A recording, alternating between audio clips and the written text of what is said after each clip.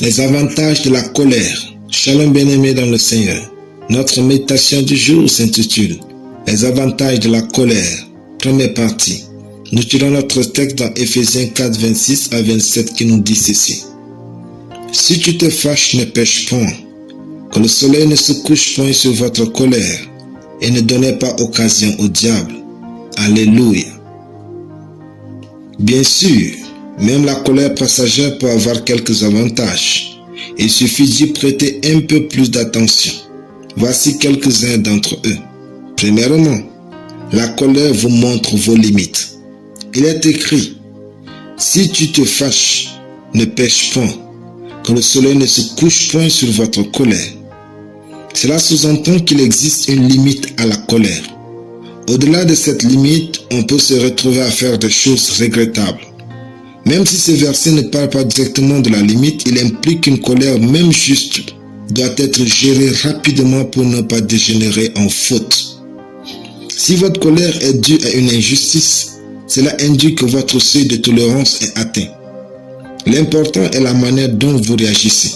Autrement dit, ce qui vous énerve révèle votre seuil de tolérance. Vous savez désormais jusqu'où vous pouvez aller, mais n'aimez pas la colère, elle rend aussi faible. Deuxièmement, la colère peut révéler une incapacité de leadership. Il est difficile d'être un bon leader si l'on s'énerve pour un rien, car il est plutôt appelé à embellir la vie des autres, à amplifier leurs dons et à les pousser au meilleur.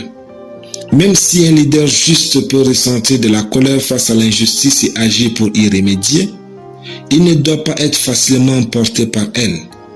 Moins vous vous énervez, plus votre capacité à diriger et à mener les autres vers le succès est grande.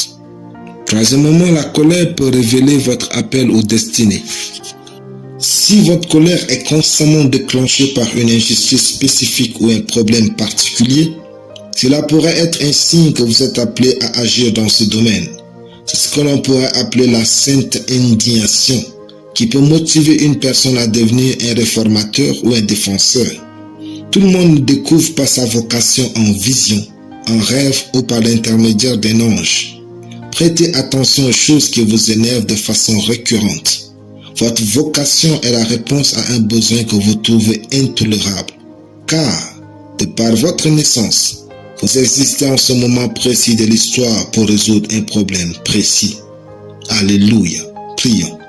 Je déclare que je tire le meilleur de ma colère et je la laisse partir promptement au nom de Jésus. Amen. La lecture biblique en une année, Marc 9 à Marc 12. Soyez bénis, c'était le pain du ciel.